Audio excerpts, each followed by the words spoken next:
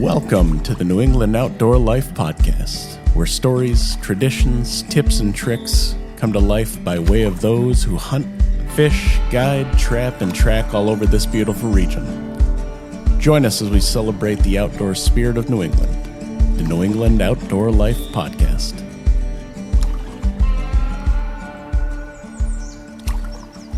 Good evening, everyone. Welcome back to New England Outdoor Life Podcast. We are starting our series of fishing stuff that we've been promised to getting close to the spring fisheries of all the Great Lakes in Vermont and New England. And our guest on tonight happens to be a captain that I met going on probably 15 years ago, Andy. Been a while since I started fish out in Oswego. But we've got Captain Andy Bliss of Chase and Tail Adventures out of Oswego, New York with us. Welcome aboard, Andy. Thanks for having me today, Matt. Absolutely.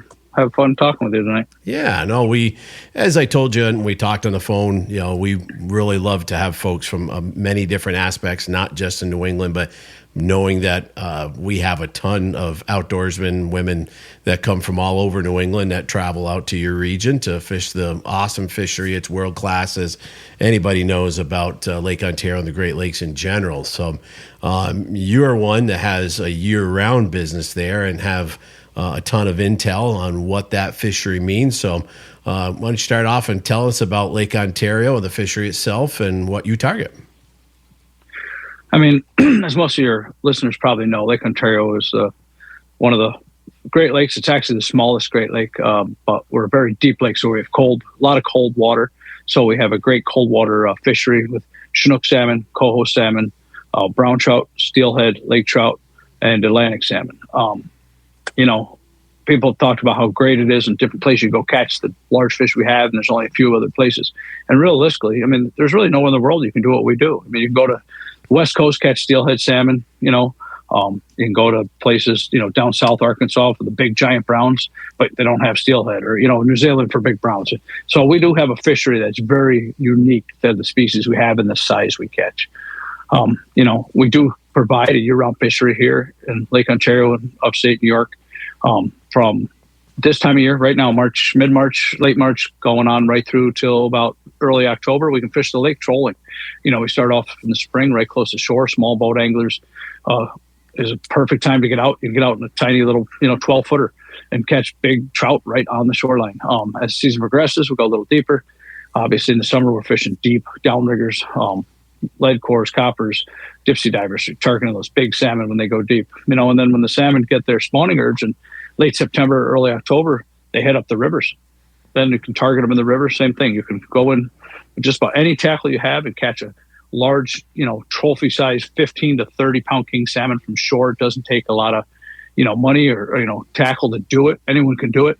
And then as the salmon run tapers off, the trout starts showing up. We get our browns, we get our steelhead, and that'll continue right on through all the way to, like I said, March and April and beginning of May. So like I said, it's a year-round fishery, and we've been lucky the last few winters have been somewhat mild, and you could really take advantage of it year-round and never feel like it was, the conditions were too bad to get out and go fishing. Sure. Obviously, as well as anybody what that fishery means to the economy out there. And, just looking at from the Niagara Bar to you guys all the way up to Henderson Harbor, every little village, if it's on the lakefront, it has to do about the fishery and understanding what that economy means, both from the marinas, the tackle shops, everything. Without the Chinook salmon, you wouldn't have the economy you guys have got out there and the importance of that. And when do you think the Chinook's fishery really took off for Lake Ontario? I mean, they started, believe it or not, they actually put Chinooks in the lake back in the late 1800s. At that time, we didn't have the hatchery programs to sustain the fishery, so it just didn't take off. But it was, I think it was 67, 68 is when they really started to get the fishery going. 70s, it just kind of getting, people starting to realize what was available, but really in the early 80s, it really took off. I mean, the guys that were fishing here in the 80s told me stories how going into Wright's Landing in Oswego, the people would be backed up, let's say about almost a mile from the ramp getting ready to launch. You would actually get your boat ready on First Street, probably half a mile from the launch because by the time you got there, you had to put your boat and go because it was that busy. Sure. I mean, we don't see crowds like that anymore, but that's pretty impressive. It really is. Yeah. You talk with the guys, you said that fished back in the 80s and didn't have the numbers, but it seemed to be the size back when people were hearing about fish in the top 30s and the low 40s. And, I think with any fishery, a lot of it is whether it's a numbers fishery versus, size, and obviously based on what the bait profile of that is. We battle the same thing here in Lake Champlain. We're a numbers fishery when it comes to lake trout, when we're hard pressed to find a laker over 15 pounds, but we've got thousands in that 10 to 12 pound range, So you want your customers to have fun. And obviously with the amount of charter boats that run from the East End all the way to the Niagara Bar, people have got to be able to have a fun time, have good numbers, but yet that mixed bag too of, targeting steelhead, browns in the spring. It's truly a world-class fishery. And for anybody that hasn't tried it, getting the chance to go out there, once you're bitten by that first king that makes a scream and run and you just hold on for dear life, there's nothing else on the East Coast that can touch it outside of saltwater fish, for sure. The kings are a great fish, but some of the other species I think are a little overlooked. The king, as the name, the king and are a great fishery, but we have a lot of other species that attract people and people love. Sure. People love steelhead and brown trout. That's one I think is almost under promoted. Think about it. Anywhere in the Northeast, you've caught a brown trout. There's brown trout everywhere. Sure. Why do people go to Iowa, Illinois to shoot trophy whitetails? Because it's what you have in your backyard, but now you're going for the trophies. That's one thing Lake Ontario provides that attracts a lot of people. Yep. Yeah, for sure. I tell everybody it's pretty hard to beat the spring fishery out there. It's, unless you're battling the weather, most days it's a great numbers game. And that chance of especially getting a spring king on light tackle, just the smorgasbord, you could grab a walleye, you could grab a smallmouth, steelhead, you just never know. And it's pretty hard to duplicate. There's no question about it. How long have you been guiding on your own now, Andy? Let's see, what's this, 25? Well, I'm getting old. I think this fall I'll be starting my 24th season. I'm just wrapping up my 23rd season as a guide. Got my license back when I was still in college. Yeah. Now, did you grow up in the Lakes region, or where are you originally from? No, actually, I grew up about 20 miles north of New York City, right on the Hudson River. Gotcha. I fished stripers and bluefish as a kid. My grandfather brought me up here in June of '86. Got out of school early. Got caught, but I got to catch my first Lake Ontario fish, and like they say, the bug bit me. I'd go back to school and dream about being up here every day. When it was time to look for college, I wanted to go to RIT because I just knew of Rochester and being, wanted to be by the lake. And then my grandfather took me to see the Oswego campus, and it was a no-brainer. I signed up early admissions, got accepted, and I enrolled in there in my freshman year of college in '98, sure. And I never left. Yep. Well, you've built an incredible business, and obviously, you not only first mate with Cold Steel, but running your vessel both on the Oswego River and the Salmon River. Tell the listeners a little bit about the two different winter fisheries as far as the rivers and how you work your business. So, I live closer to Oswego. Oswego it's a larger river, as in volume and size, width wise. But the fishing, and it's actually a bigger river altogether. It's 5,100 square mile drainage, so it's a big river. The thing that separates or differentiates it from the Salmon River is we have a dam that is impassable by fish, and we have about 3/4 of a mile of fishable water. So when those fish come up, they do get kind of condensed, and it's not very conducive to shore anglers when the water's up because you just can't wade. So with a boat, it gives us access to spots that not a lot of people can get to. So we can have a big number of days on the Oswego. The Salmon River is beautiful, but now you're in the downtown of Oswego. That's the downside of the Oswego River. The Salmon River, on the other hand, you got 13 miles of floatable water, 16 miles of fishable water, and it's all pretty rural, rustic. There's parts where you kind of go through a little bit of the township, but most of the river, you're in nature. It's a beautiful, scenic river, especially in the wintertime, covered in snow, and that's the difference in the two fisheries. Absolutely, yeah. I think back to how long ago I did a fall king trip with you on a drift boat, and as you said, the numbers game that you guys have got there, and I've caught them myself in the harbor during staging time, and but the difference, the conditions you've got there, and you have in the past years transitioned to a jet drive boat, correct? As far as the Oswego River, how has that made a difference for you, and as far as access and use for your clients?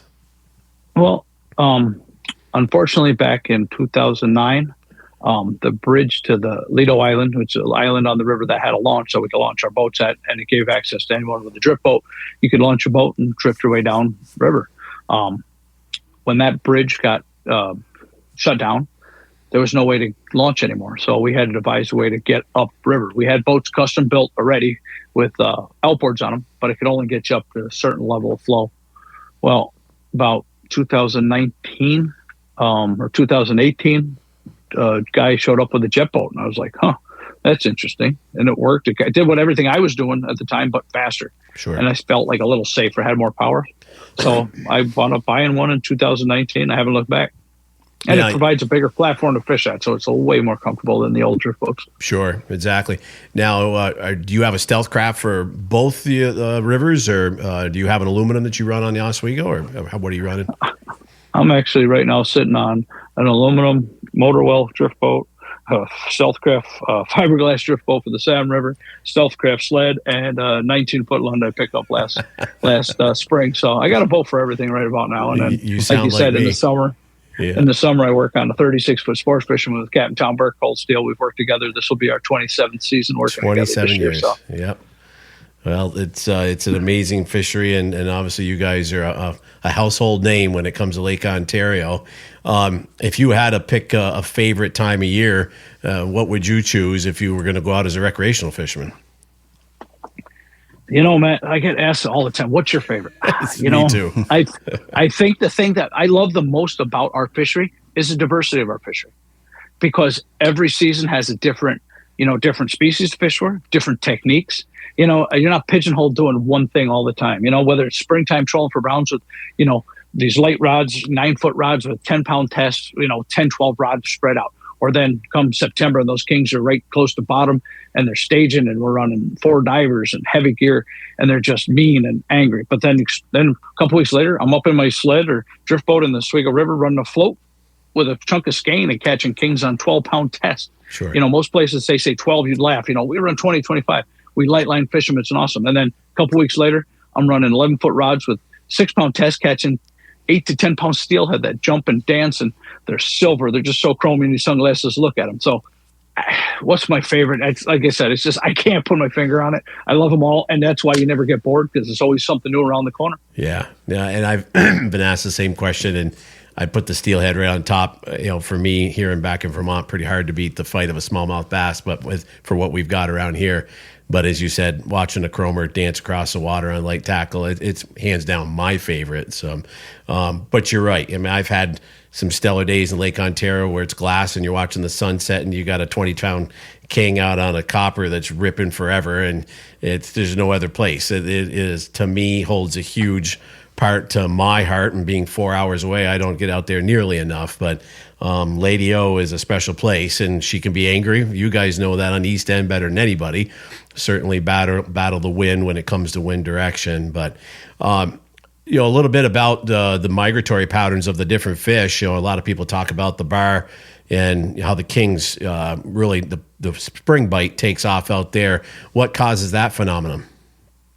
Well, you got the western end of Lake Ontario is a little shallower. From what I understand, it's a sandier bottom, so it warms up a little bit. Those kings seem to migrate out there. The bait comes in first. Their bait's usually in earlier than ours. So those kings, think about it, they can smell a part per million. They find the bait. So when that bait comes in, those aleways come in to spawn, and the western end, those kings are on them. And then, you hear about that great bar fish in May into early June. Then the kings seem to disperse. Well, they disperse when the bait disperses. Sure. A large majority of them actually go straight across the other side to the Canadian side, to the spit, they call it. There's a big bar over there. I fished over there the second week of June one year. I mean, we went, I think, 3 miles, and it was 20 foot thick of bait for 3 miles straight. Isn't that crazy? So those fish can smell. So when those bait leave on the U.S. side, they go to the Canadian side. And then the other half just start, the U.S. fish, I think, start migrating their way down the lake. You hear places, Oak Orchard starts getting good in June and July. Sodus is a credible place to fish in July. Oswego is great from late June right through September. The last few years, we have a lot of wild fish. So we had a great fishery right here in Oswego last year, catching kings from March through October in Oswego. It was incredible. Sure. Like I said, I bought that Lund the second week of April. My first trip, I caught a king, fishing for browns. Sure. That same day, guys were off in 60 feet targeting kings and catching limits of kings in April. Yeah. It was incredible. Yeah. 2024 will go down as one of the greatest salmon years on Lake Ontario. Yeah, I utter the same thing, and I didn't spend nearly the time out there that you do. And my spring fishery every day, I only got blown off once, and grins a mile wide. It is just truly a special place. Here on Champlain with our my Atlantic salmon program, we don't have the tribs that have natural reproduction. It's another topic in its own for us here, but we have just recently, in the last 2 years, started experimenting with net pen projects. So obviously we've adopted what you guys out there know so much about what it has done for that fishery. Why don't you tell us a little bit about the net pen project? So after the winters of 12, 13, 14, 15, real cold winters, we had a little downturn with our bait population. So the state decided to cut back on our stocking. Since then, we've increased a little by little. But what they found is kings do better when the bigger any fish stock is going to do better the bigger they are. So we can hold them in the hatchery for a certain amount of time. And now we put them in a pen. Once they're in the pen, we can feed them for anywhere from 2 to 4 weeks, depending on water temp. They have to get out when the water gets a certain temp. So we can grow those fish, almost double their size in that pen in a few weeks just by feeding them. So now when they go into the open water, they're a little bit bigger, a little healthier. The other thing is, the hope is that they imprint. So we stock the Niagara River, Oak Orchard, Genesee River, Oswego, and Dexter, the Black River. Yep. The Black River Basin is where they're put in. Salmon River, we don't need to stock. They have their own homing. Those fish are direct stock. They've never had to pen because they're obviously in the hatchery water. They come back there. But they found instead of separating less fish in more locations, grouping them together, we have a way better survival rate. Sure. Yeah. For us here, being a smaller square mileage in the spring stock, and we battle cormorants horribly. And they were gobbling up our Atlantics, and they tried a couple of different things that seemed to be working. Excuse me. We too are stocking them more in the tributaries, not leaving them in a little shallow bay that cormorants can gobble them up. They're putting stocking trucks out on our ferry system that crosses from New York to Vermont and dumping those fish at slow pace, so they're scattering them out. But the mouth of the Saranac has the net pens now, and it seems to be doing real well. So we're hoping that's going to turn into something. Yeah, we've used the stocking barge ourselves here in New York for years, doing our brown trout especially. With our pens, when we're ready to release them, we'll actually tow them from the marina out past the mouth of the Oswego River, try to get them out in the lake a little bit so when they disperse, they can kind of get away. And the other thing, we got the National Wildlife Service comes and actually harasses them, scares them, from the site a couple days before we let them go. So hopefully they're not roosting and nesting there, and they're kind of scared away a little bit. So the fish have a little better chance to survive. Sure. I know in years past, you guys have had a big end of season captain's party over on the other side of the river. Tell me a little bit about what that goal is and helping people that help raise money for the volunteers with the Net Pen Project. So, it actually started back in 1999. Local captain Jim Hartigan actually had a tragic accident and died. And he had a couple of young daughters. So a couple of the fellow captains that were good friends with him started an end-of-year party, and we tried to raise money for his daughters. And obviously they grew up. 25 years later, they weren't little girls anymore. Sure. So we kind of changed that. And obviously we raffle and stuff, but all the money always gone to support a cause. Obviously tragically 6.5 years ago we lost Captain Kevin Davis of Oswego. He was a legend around here. Sure was. He's missed. You talk to anybody, he'll tell you Kevin was the best. He was a great person, an incredible fisherman, but a better person. So, we raised money for his family when he passed. And, we always try to do things that can help support our fishery, whatever it takes, raise money, do raffles, whatever it takes. So, the Pen Project, Tom Allen Spear, took over for that project, and he ran it for about 20 years now, and he's done an incredible job. He actually stepped down this year. The pen's now going to be taken over by Stacy Frugal of the New York Sea Grant and Sunia Oswego. They're going to be doing a parentage study on king salmon. The professor's leading that. Scientist, I guess he would be. And he's going to get his students to come down and help, and they're going to, kind of check the fish out and study them, and hopefully we can produce some, really good returning kings out of this crop. So. Sure. No, that's fantastic news. I know over the years you've been very fortunate to work with a lot of companies out there that obviously are names across the Great Lakes, and your relationship with TA and Atomic, with Gibbs, Potsky. What do you want to tell the listeners about where you got with that and what it's done for your business? It's people here, you got, say, sponsored by a company. And there's a lot of people out there who are just happy to get free stuff. I mean, I try to represent companies that I believe in. I met Putsky back in 2013. I fished with him with Kevin one day when they were filming, and just hit it off with the manager, Chris, and he's wanted me to support their product. I mean, they've supported me. They've anything I've asked for, they've helped me out. They give me product. I mean, but their product is the best. I mean, they came out with fire gel a few years ago. Actually, the first samples were used in my boat that fall of 20 and or 19 when I first bought the boat, and it was phenomenal. I was blown away. People ask me all the time, "Do you really believe in it?" The one thing I tell everyone when they ask me, anything I represent, I believe in. Sure. I don't, because in life you have one thing: you have your word. If you ain't got your word, you ain't got nothing. So if I ever promote anything, it's because something I believe in it. Whether it's Putsky baits, their gels, their dyes, Gibbs, fishing, they took over, bought out Michigan Stinger spoons. Michigan Stinger, we got hooked up with them back in 2003. I think it was 2002, 2003. Rob Belmore is the owner. Terry Weber was the owner. Terry Weber unfortunately passed. His stepson Rob and his mother Jean kept the company going. Well, they got offered and they sold over to Gibbs. So I came on board with Gibbs, which is a great company. A lot of products we use already, whether it's bait heads here for kings, flashers. The slashers we run, they're all owned by that. So it's a conglomerate of different companies. They make a great product. P-Line, Beckman nets. Love Beckman. I won't run another net. A lot of guys say that whatever, that's my net. I just love it. But really, I like working with companies, and it's nice to be able to give them feedback on what the angler wants. Like gel. We wanted a flavor. They made us a new flavor. Stinger, we want a color. They'll paint us custom colors. There you go. I mean, that's one thing. You have a relationship when you need something, there's something missing. They'll work with you and, kind of hopefully fill that gap in for you. Sure. No, it's pretty critical, and obviously knowing what works for you, hands down. You've got the time on the water, and the fish certainly can tell you the difference. And what one package works in Oswego may not work out on the west end or the bar, and the same thing for me here in Champlain. That the lure packages that I'm running here may not exactly work out there, or vice versa. So there's hands down, being having that notoriety and what you need and what produces for your clients is pretty key. But you have been very fortunate to be involved with some of the best tournament teams there on Lake Ontario. And one of the other things that I thought of when getting a chance to discuss with you is tell us a lot about the tournament world.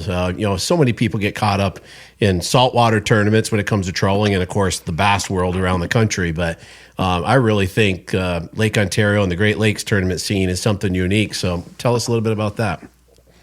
So, I mean, here on Lake Ontario, back in '99, we had two events. You had the West End event, Niagara County Pro-Am, and the Oswego Pro-Am. And I mean, that was kind of it. So guys would travel to go do two, because there's two a year. They went to the West, came to these.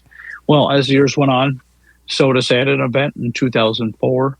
Oak Orchard came on board in 2006, for the Pro-Am series, which the Pro-Ams were fun. I enjoyed the format. It's a 2-day format.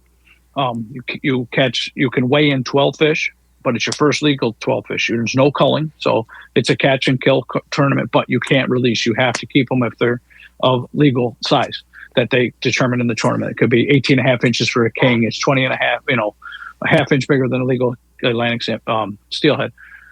So that's cool. Over 2 days, you get your points weight. Like, to me, that really, you can separate yourself, because you could have a great day one, you could fall on your face day two, or vice versa. Then came around smaller events. It seems like every weekend there's an event now, whether it's they started with like challenges. They're a 1 day, 5-6 fish events. So it's your biggest 6 fish for the day. Tom Allen started a big event here in Oswego called the Atomic Invitational. Last year was his 13th year. It's 6 kings, and that's it. Salmon only, just big kings. He loves king fishing, and that's one that when he started, it was one of the biggest events on the lake. Drew upwards of 60 boats. They had an event like that on the West End. They started a little bit, but he saw that and he jumped on board. Had a similar event. So, I mean, you can test your hand against other anglers per se. Still it's you versus the fish, but it's the competition of it. There's a little money involved. I mean, it's one of those things you can fish a lot. Are you going to get rich? No. You're going to have fun. And it's just the trophies. I mean, I got to find a new place for a lot of them, unfortunately. Not to be conceited, but I moved a lot of them around. So we're redecorating our living room. I had to move a lot of stuff the last few days, so I did a lot of dusting. Let's just say that. You're supposed to put them all up behind yourself there so we can see. We'll be looking at the trophy case behind. I almost sat there and I was like, that'd be a little too conceited. I try not to be that guy. Yeah, that guy. I mean, but I'm not. I mean, without being it's not a conceit. I mean, I'm very proud of our accomplishments. I work very hard at what I do. I love what I do. I love my team. We have a lot of fun. I mean, that's, when it all comes down to it, if you're going to win and not have fun, why'd you do it? You know what I mean? Right. I enjoy hanging out with my guys. We have a good time. Yep. I mean, people look at us a lot of times, think we have too good of a time, and then we come to the dock and it's like, whoa, maybe we should have a little more of a time. Sure. We're a bunch of fun-loving guys. That's all. Exactly. I've talked to a lot of people about the tournaments out there, and one of the things that I have told people over the years, just how I got into it, and again, going back 15 years ago, and the first time that I came as an observer, I had ran into Tom Allen, and he says, well, Werner Stenger's bringing his boat over. We're going to go out and do some pre-fishing. Come on along with us. And he told me about getting involved with the observer part of it, and I was hooked. I'm like, all right, I want to do this tournament thing. So, we do it, again, for fun. It's just to get a crew together to go out and see how we can place against everybody. And as well as anyone else, you can have 5 days of rock solid, stable weather. The fishing's on fire, and on Friday night, a front comes through and it flips the lake, and things just change.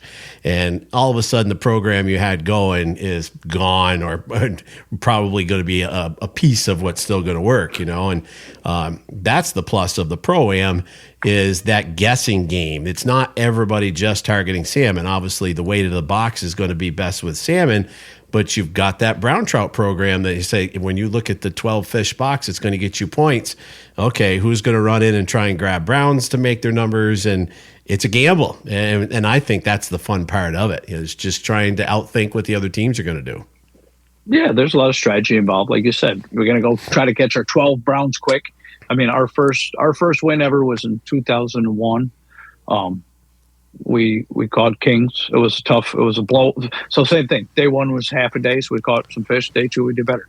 Well, 2004, we actually won with, what did Bob have? He had 3. I think he had 5 more fish than us over 2 days, and we beat him because he had a lot of small browns. He had his 12 browns, but we had all big salmon. So we made up for the number of fish on weight. Sure. So yeah, like you said, there's a lot of strategy involved, and it's fun. Like I said, some of my best friendships have been formed from fishing together. I mean, I've had Tom Allen's fish with us, Casey Prisco's fish with us, Rick Droshin, Rob, Ripka, the owner of Fat Nancy's. I mean, we've had so many different people fish on our team over the years, and then they go out and fish on their own. Like Casey's gone out on his own. He does a great job. Sure. Rick is just a transmission mechanic. He took an event. He wound up winning an event by himself. Him and his dad in an 18-footer. When they came in, that boat looked like it got sunk and brought back to the surface. I mean, it was a pile. It looked like a scrapyard in that boat. But they won. Yeah. You know what I mean? So that's the other thing. Anyone can have that day where you go win it. So to have those memories, I mean, to me, I have the picture of Ricky and his dad on the wall. Makes me feel as good as anything I've done. Because, I mean, I worked with them and helped them out that day. You know what I mean? It was like to see them do it and the smiles on their faces, a father and son, was just really, really cool thing to experience. Yeah. No, I could tell you one of the years that I observed before we had a team, I got on board with Stryker. And it was an Oswego event. It was an atomic event. And it was one of those seasons where the Kings had come for a while. They left. They come, how it goes. and shotgun start, and everybody's pointing one direction, and all of a sudden Eric turned a hard crank towards the east. And I said, So I'm just wide along, and we rode and we rode and we rode, and he gave it a shot that there had been some good fishing up in front of the dunes. And it was, and we lost that 6 fish right at the end that would have made probably a top 5 box. They were doing fantastic. But again, no different than any other tournament. You've got that timeline, and where do you roll the dice, how far you're going to run and be back in time for a weigh-in. And we squeaked it. It was a run off the docks to get in line with our cooler. So it was fun. It's just like, I saw a little bit different side of the game there. And, a lot of guys now are weighing that choice of vessels. Do you have a light vessel that's fast that can make a run, but you're taking a chance with good old Lady O and what she's going to throw at you out there, so. Yeah, I mean, that's one thing the tournament scene has seemed to change. A lot of guys have gone to that, almost have a second boat just for tournament fishing, Sure. Yep. We've just stuck by our old trusty 36-footer, and because when she gets rough, we'll go fishing anything. Sure. I don't want to be on a 31-foot speedboat when it's 4 to 5 footers out there. Yeah, it's an understatement. Yep, I've ridden it out, and just about anything I ever want to fish out there, and there's hands down a wider beam and some weight will make things a little bit more comfortable that you're not taking your life in your hands. But where do you see the fishery going out there? Any ideas and predictions and trends you're seeing? So like I said, last year we came off with banner year. So I feel like almost anything this year is going to be a letdown from there. You know what I mean? Unfortunately. You know what I mean? You can't go from the peak of the mountain and go make a new peak. Sure. We've seen, but 17, 18, 19, we had 3 years in a row, a couple of years in a row, we had great fishing. So it'll be interesting. I mean, I saw yesterday posted Matt French and Bruce Stingline out of the Genesee River on a shakedown. They got their first king yesterday. So that's a great sign, seeing as it's March 25th or something. I mean, that's impressive. So maybe we'll see some good fishing. Like I said, do I think it's going to be as good as last year? No, but last year, honestly, it's, I know this sounds really bad, but last year was too good. Yeah. Guys come up and, it's hard to release kings when you're catching them 80 to 120 feet down. You know what I mean? They come up there at warm water, they're shocked. Sure. So guys are keeping them. Well, when guys are coming up for a 6-hour trip and within 2 hours you have a limit of kings, it's like, what do? Sure. We can't really let them go. And it's like, they do want their fish. So it is nice to be out. We like catching fish, and it's always nice to have a quick day. But guys come up here, they want to have a good time in the water. They want to get away from home. They want to relax, hang out with their buddies. Yep. So that's where it's like, it's that catch-22. Do you want to pace it and catch less, or be done in a couple hours and catch a lot? Sure. There's no perfect, but so hopefully. Like I said, last year was a little too good. And I think in the transverse, we've all had those days that you struggle for those 6 bites, and you're hoping for the best just to put it all together. And it wasn't just not too awful long ago that I had a block of fall trips out there and planned on doing staging stuff. And I remember talking to you, and you said, dude, they're already up here. It's a ghost town. And it's either fishing in the harbor there or taking your chance out in front of the lighthouse on the big salmon. And it blew every day I was there. And I'm like, doggone it. So you're at the hand of Mother Nature. What are you going to do? So. Yeah. I mean, that's the big part of our business. Mother Nature's in control. I've got up, like today I fished the river. Everything was perfect. We get that snow that we got about, I don't know if it stood up. We probably got 4 to 6 inches of snow today. I thought it was already gone. It was so warm. But like, I could wake up tomorrow and that river be unfishable. Sure. I mean, you know what I mean? That's, like I've had days where I get to the marina, it's supposed to be light and variable, and you get there and there's 6-8 footers. Yeah. Unfortunately in our business, that's tough. Guys drive up there like, why'd you let us come? It's like, it's Mother Nature. She has a mind of her own. We have no control what she does. Yeah. We just try to, get you out there, be safe, and make sure you have a good time. Yeah. No, amen to that. It's, again, 15 years for me now. And I've had my days where, you look at, I had 3 weeks booked solid, and that first week and a half, I got 3 trips in, and people say the same thing. The last thing I want to do is call them ahead of time and say, don't come out. And you might be able to have a break that we'll get out a little bit later on the trip, or if I've got a vacancy in the afternoon, we'll hold off. And, you can see that place lay down in an hour and a half and go right to fishable. So it can definitely change out there. But, I tell anybody that's listening, if you haven't had a chance to come out and try Lake Ontario, there's nothing like it. And There was a time, I won't lie, that I was weighing very hard. When I left the fire department, retired, I said, am I going to move everything lock, stock, and barrel and go out there? Because I love the place that much. And for me, home and family kept me closer to Champlain and running my business here. But I will always do some trips out there. And I'm very fortunate that I've got such a great group of return clients that have come out there with me since I started. I don't even push it anymore. They just get their dates. I go out and do them, and then I work everything else back here now. So it is absolutely a phenomenal fishery. And, we got to have a balance between, everything from cormorant control to managing the lake when it comes to the biomass of the fish are out there. But without the fishermen, it's that economy doesn't survive. So tell anybody to give a charter captain a call or give you a call. Anybody that's looking for a trip, how do they find you, Andy? This day and age, I feel like Facebook's the biggest thing. Chase and Tail Adventures is my business name. We're on Facebook, Instagram. They're Chase and Tail ADV. My website's www.chaseandtailadventures.com.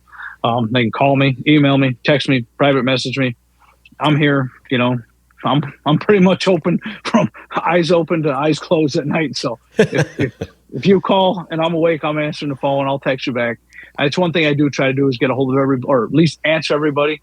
I've always heard people say, I tried reaching this person. And I at least, even though I know them, I at least try to give people enough respect that I at least contact, tell them I'm not available. Yeah. And try to help them find somebody else if I'm not, you know what I mean? So, there's a lot of the guys out here do a great job that, I have no problem referring people to. So if they get a hold of me, I'll try to at least set them up with somebody that can take care of them if I can. Yep. Bingo. I would say the exact same thing. There's plenty of times that I may not be able to get to somebody right there, but then when I get off the boat, I call them and say, hey, this is what the calendar looks like, but these are the people I suggest. And there's no question that partnership is what helps everybody. And, not only getting the intel when you're out on the water, but taking care of people in the off season too. So it's definitely what it's all about.